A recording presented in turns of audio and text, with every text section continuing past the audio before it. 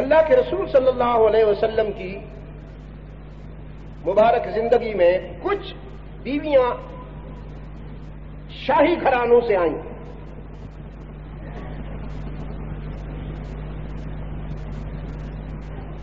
آپ صلی اللہ علیہ وسلم کی پہلی رفیقہ حیات مخدومۃ المسلمین سیدہ خدیجۃ الکبریٰ رضی اللہ تعالی عنہا وسلام اللہ علیہا بادشاہ تو نہیں تھیں لیکن بادشاہتیں ان کے قدموں میں تھیں. عرب کی نامور تاجرہ تھیں. ان کا مقام ایک اور ہے، وقت مختصر ہے.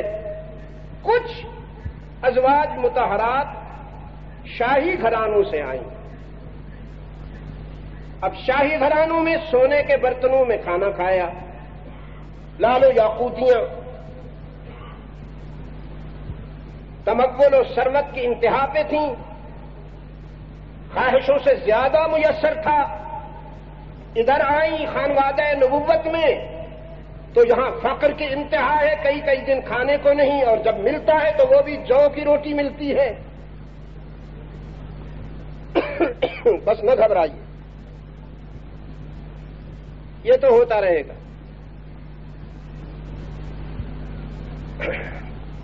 آپ ادھر متوجہ رہیے، بالکل نہ گھبرائیے صدیقی صاحب.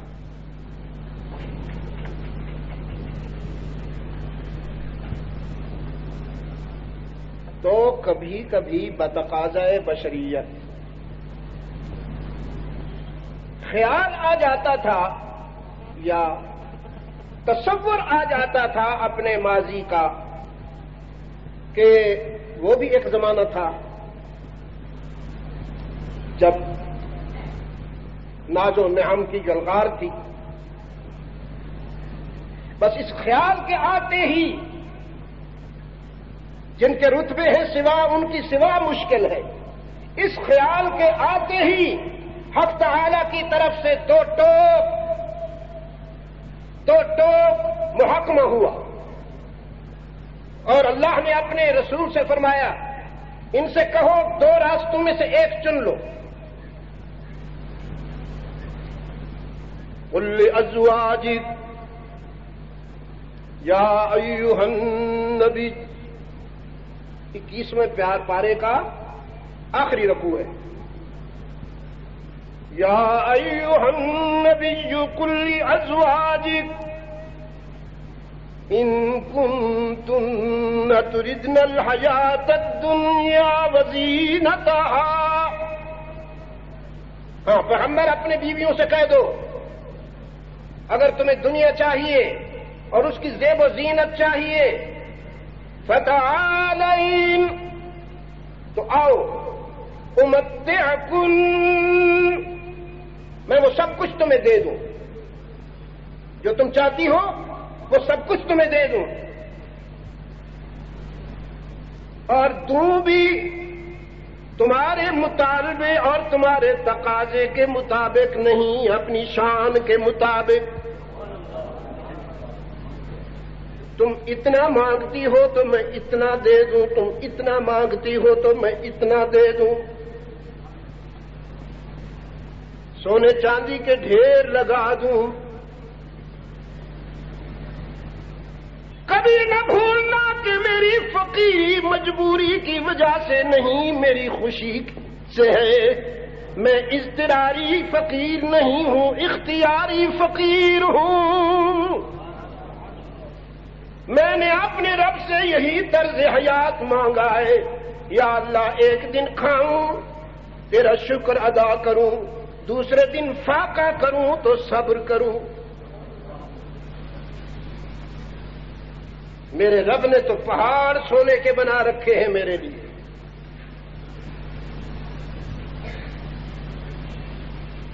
اور وہ پہاڑ بھی ایسے ہیں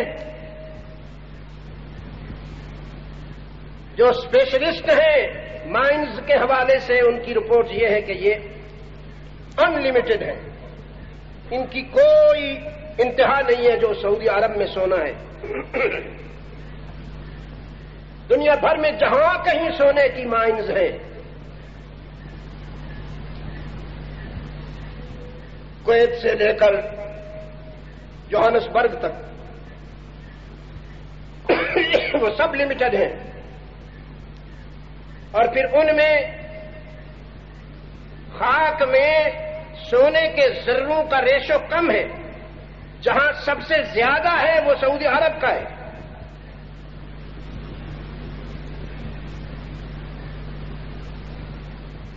منو مٹی میں چند تولے سونا نکلتا ہے، باقی ہر جگہ،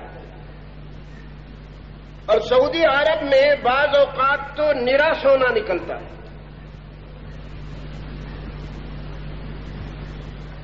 تو ایسا نہیں کہ میں مجبوراً فقیر ہوں، میری فقیری اختیاری ہے، اضطراری نہیں۔ ان کنتن تردن الحیات الدنیا وزینتہا، اگر تمہیں دنیا اور اس کی زیب و زینت چاہیے، فتعالین، تو پھر آؤ، امتعکن، تمہیں سب کچھ مل جائے گا، لیکن جب سونا چاندی ہیرے جواہرات مل جائیں گے، وَأُسَرِّحْكُنَّ سَرَاحًا جَمِيلًا،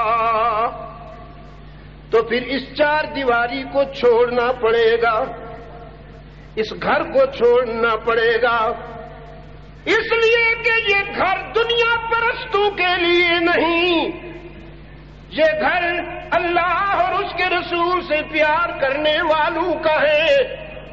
تم نے کبھی سوچا یہ آنگن تو خدیجۃ الکبریٰ کا ہے، خدیجۃ الکبریٰ کا ہے، جو ناز و نعم کی پروردہ، ہیرے جواہرات میں کھیلنے والی، لیکن جب خانوادہ نبوت میں آئی، محمد بن عبداللہ کے قدموں میں آئی، تو رحمت عالم کے ساتھ فقر و فاقہ کا کامیاب سفر کیا۔ مکی زندگی شعب بنو ہاشم کی اسارت میں 3 سال رحمت عالم کے ساتھ گزارے، اور مسلسل فاقوں کی وجہ سے کمزور ہو گئیں، تو ایک دن رحمت عالم صلی اللہ علیہ وسلم قریب آئے، فرمایا خدیجہ میری وجہ سے تمہیں بھی یہ دکھ سہنے پڑے، تو ناز و نعم کی پروردہ تھی، میری وجہ سے تجھے بھی فاقوں کا سامنا کرنا پڑا۔ تو خدیجہ عرض کرتی ہے، نہ اللہ کے رسول، میں تو تنہائی میں بیٹھ کر ان لمحوں پر افسوس کیا کرتی ہوں جو سونے چاندی اور جواہرات کی جلغار میں گزرے، اے کاش مجھے ان میں سے کوئی ایک لمحہ بھی نہ ملتا، میری پوری زندگی اسی فقر و فاقہ میں گزرتی، مگر آپ کے قدموں میں گزرتی۔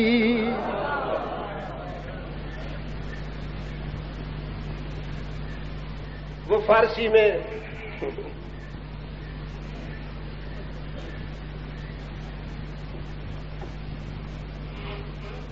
پرندہ پنجرے میں پھڑک رہا تھا، عام نظر رکھنے والوں نے دیکھا تو سوچا شاید آزادی کی تمنا میں پھڑک رہا ہے، پنجرے کی قید سے گھبرا گیا ہے۔ عام نظر سے دیکھنے والوں نے یہ سمجھا، لیکن کسی دل کی نظر والے نے جب اس کی تڑپ کو دیکھا تو اس نے کہا، نالا از بہر رہائی نہ کند مرغ اسیر، نالا از بہر رہائی نہ کند مرغ اسیر، خرد افسوس زمانے کے گرفتار نبود، یہ رہا ہونے کے لیے نہیں تڑپ رہا، بلکہ یہ اس زمانے پر افسوس سے تڑپ رہا ہے جو اس پنجرے سے باہر گزر گیا، اس لیے کہ شکاری اتنا محبوب ہے کہ شکاری کی محبت نے اس کو اپنا بنا لیا، اور اب یہ کہتا ہے کہ اب رہائی ملی بھی تو مر جائیں گے۔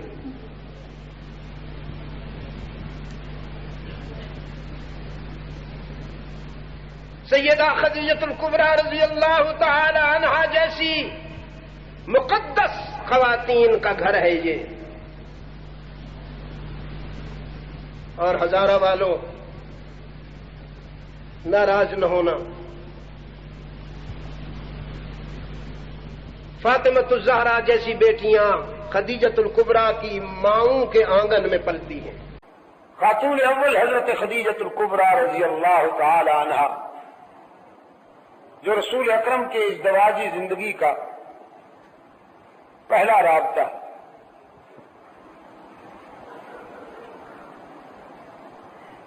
حضور اکرم صلی اللہ علیہ وسلم کی یہ وہ پہلی رفیقہ حیات ہے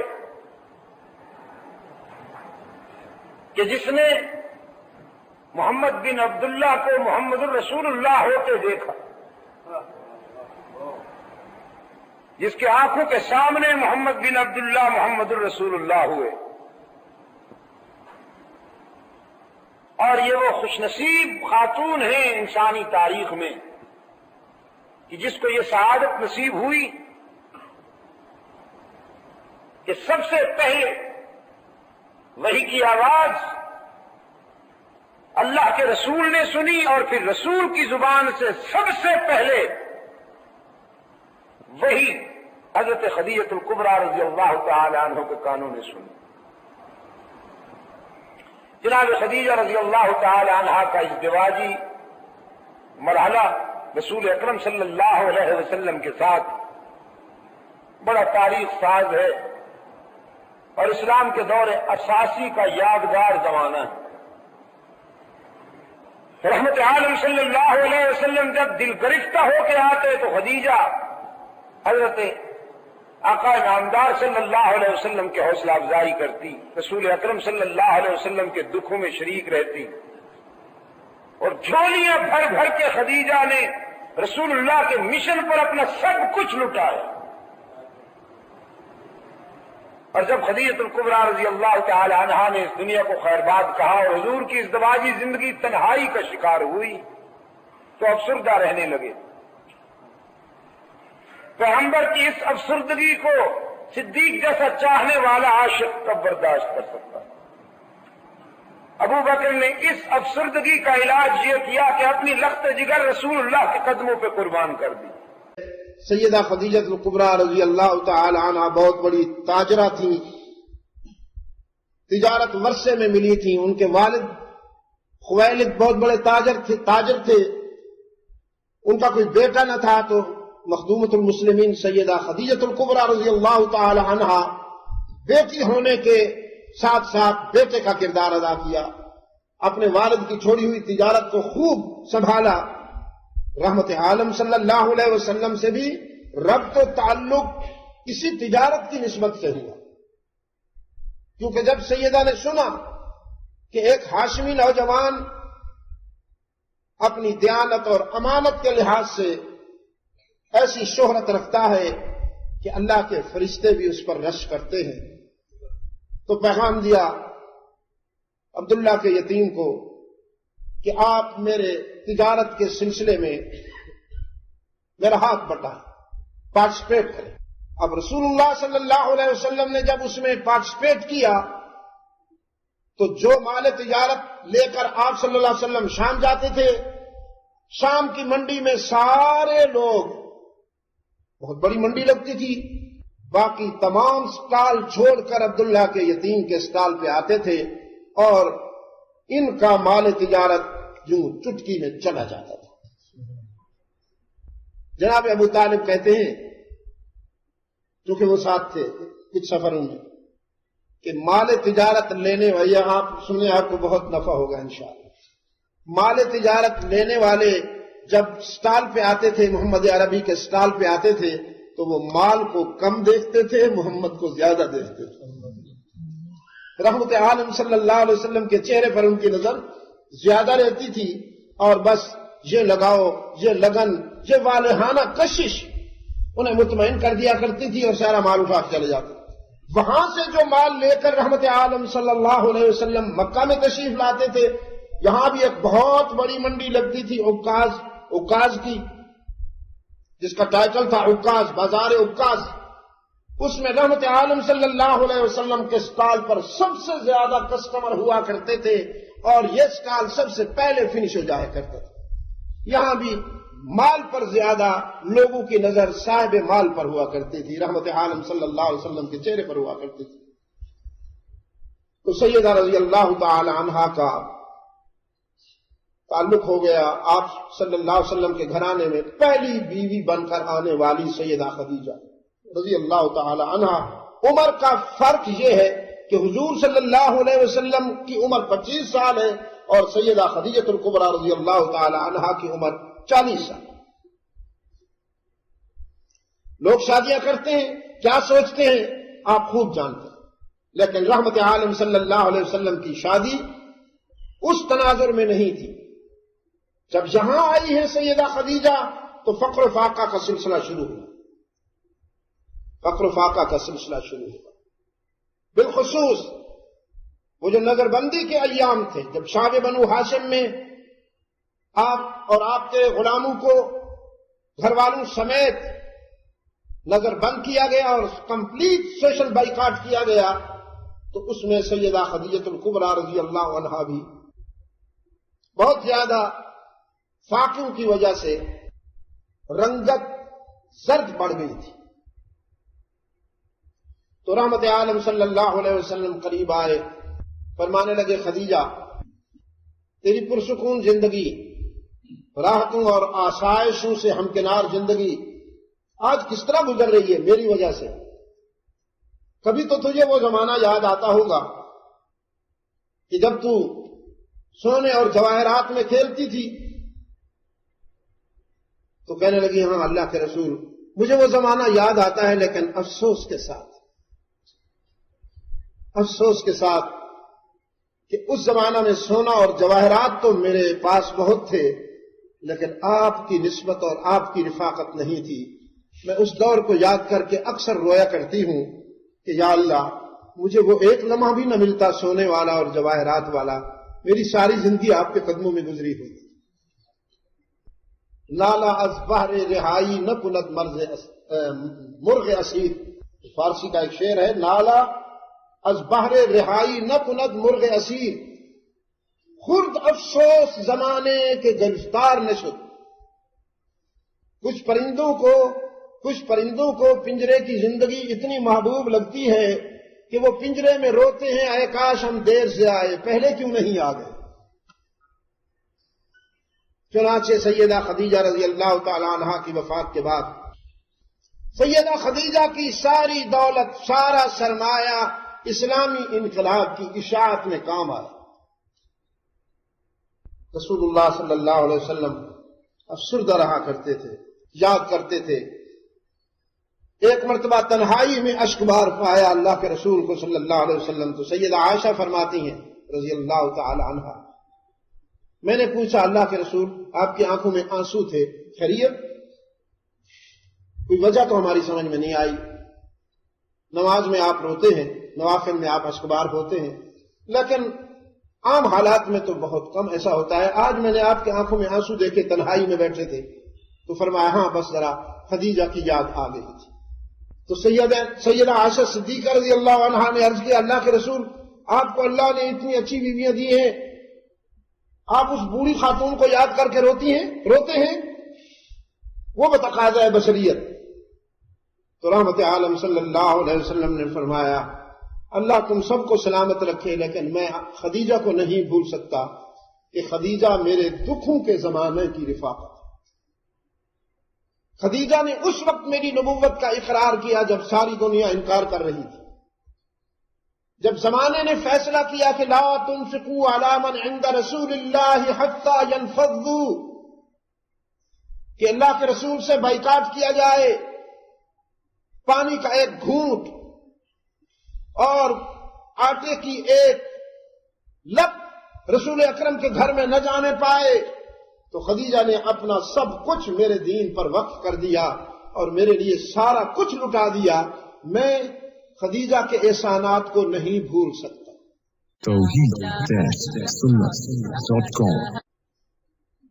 شاید گزشتہ رات وہاں تھانکلیف میں عرض کر چکا ہوں کہ عورت کبھی کمزور ہوتی تھی، اس کو شعر و ادب کی زبان میں صنف نازک کہا گیا، صنف نازک کہا گیا، یہ بس چوڑیوں میں بستی تھی، لیکن اسلام نے اس کو صنف کامل بنایا، اس کو صنف کامل بنایا۔ بعض اوقات تو یہ اتنی مضبوط اور مستحکم ثابت ہوئی کہ مردانگی نے رشک کیا، مردانگی نے رشک کیا اس پر، ذہانت کے اعتبار سے، فقاہت کے اعتبار سے، دیانت کے اعتبار سے، سخاوت کے اعتبار سے عورتوں نے اتنا بڑا مقام حاصل کیا ہے کہ ہزاروں مرد بھی ان کا مقابلہ نہیں کر سکتے۔